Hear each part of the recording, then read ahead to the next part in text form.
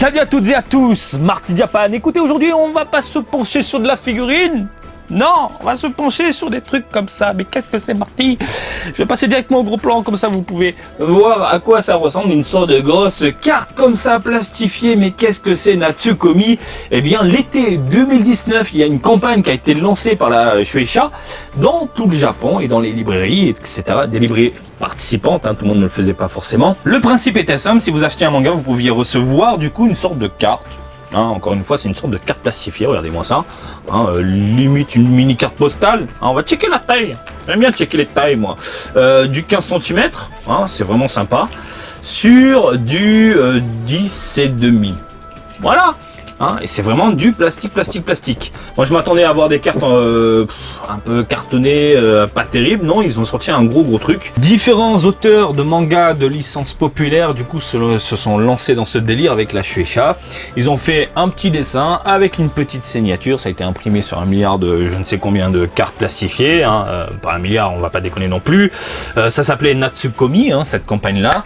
Et pourquoi j'en ai autant? Je vous vois déjà venir. Non, je n'ai pas acheté 1 milliard de mangas. J'avais acheté un manga, c'était un Dragon Ball Super à l'époque. Mais j'ai acheté ça directement chez un vendeur particulier. Même si en bas il y a écrit Not for sale. J'avais acheté un lot 300 yens parce que je voulais, vous verrez, d'autres licences et non pas des trucs que je ne connais pas. Désolé pour les puristes qui vont voir des choses qui vont lui... C'est sûr, ça va vous retourner le cerveau pour certains, mais moi, ça me fait ni chaud ni froid. Néanmoins, vous êtes au courant, ça existe, et si vous voulez collectionner ce genre de truc, ça peut le faire. Il n'y a pas la collection complète, encore une fois, moi ce que je voulais, c'était quelques cartes. Bref, je vous laisse admirer le rendu qui est vraiment super, un petit côté crayonné, propre, magnifique. Voilà. Je sais pas ce que vous en pensez de votre côté, mais moi, je suis grandement fan et je suis... vraiment le genre de personne qui adore collectionner ce genre de délire à la con, tout ce qui est doga, genga, signature, dessin, croquis. Moi, je me la tripote dessus. Mais vraiment, je vous laisse admirer ce genre de détails magnifiques. Encore une fois, les auteurs se sont amusés à dessiner, à faire une petite signature en bas à droite, juste pour faire plaisir aux collectionneurs. Mais ça, je trouve ça génial. Le pire, on va pas dire c'est le pire, c'est que c'est gratuit. Vous achetez un manga que vous adorez, que vous appréciez, et dans ce manga-là, on vous dit, ben voilà, t'as une liste. C'est pas tout le monde qui le faisait. Mais bon, les 3/4 des librairies que j'ai pu faire et avec des amis, on vous demandait, voilà, quel type de carte tu veux. Certains te disaient, c'était du hasard, ils t'en filaient une, et puis démerde-toi, casse-toi, rentre chez toi, quoi. Donc voilà, je sais pas ce que vous en pensez. Voilà, 2019, moi je suis vraiment fan de ça. Voilà. Alors ça, me demandez pas ce que c'est. Vraiment, je sais pas du tout quoi. Dr Stone, ça c'est ultra connu. Ça monte en puissance de ce que j'en vois à droite à gauche. Et vous êtes énormément à me recommander ce manga. Dr Stone, du coup, on a ici un magnifique croquis. Je trouve le design superbe, très classe. Un jour promis, je vais m'y pencher, mais d'abord, je vais me pencher sur My Hero Academia. Donc là, on va enchaîner sur ce que je voulais, moi, de mon côté. Ça, c'est vraiment le truc que c'était à part. Voilà, c'était pas très cher, le lot. Et on a ici du magnifique Kenshin. Voilà, en français, en bon français, Kenshin le Vagabond, vous connaissez. Voilà, si vous connaissez pas, je vous fouette. Moi je suis un vieux de la vieille, et les vieux de la vieille, tout ce qui a fait notre génération, ça a déboulé sur la génération actuelle. Les mangas d'époque ont influencé les mangas d'aujourd'hui, et Kenshin en fait partie. Kenshin nous a retourné le cerveau, c'est une histoire qui te prend aux tripes, malgré son aspect un peu joyeux, et surtout le personnage qui est totalement délirant et à côté de la plaque, un petit côté psychédélique.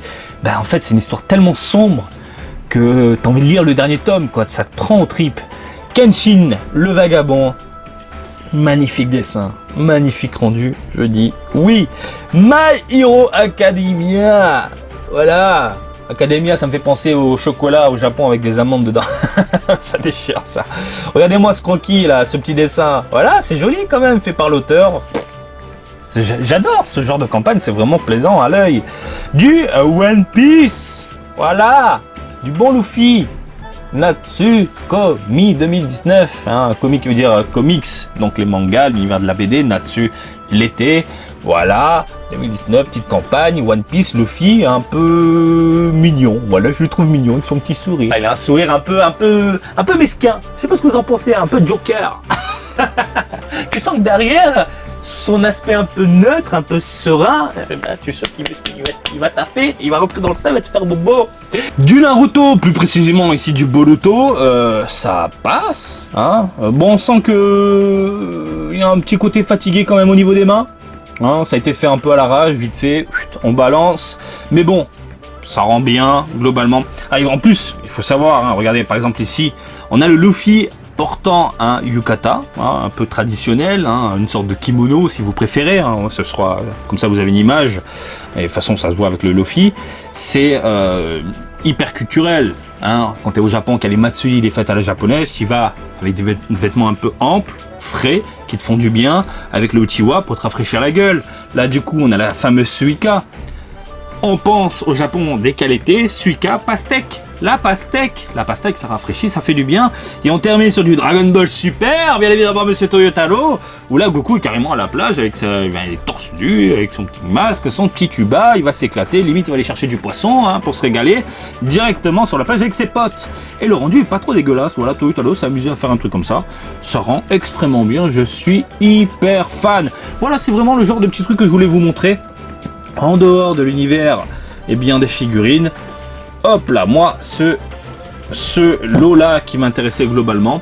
Dr Stone, je trouve hyper classe, le reste, je m'en fous un peu, hein. Je vais pas vous mentir, hein, même si je sais que il y a quelques trucs que je vois partout, hein, je veux dire, c'est comme ça, c'est populaire, ça plaît pas, moi je connais pas, et niveau design, pof, ben, même si le croquis, globalement, je trouve ça hyper classe. Mais voilà, ça pète, ça rend super bien, et j'espère que ça vous a plu. Voilà, j'espère que cette petite présentation du jeu vous a plu. Comme d'habitude, je vous invite à me suivre sur Twitter et Facebook, Marty Japan. Et je vous dis à très bientôt. Allez, salut, bisous, ciao, ciao!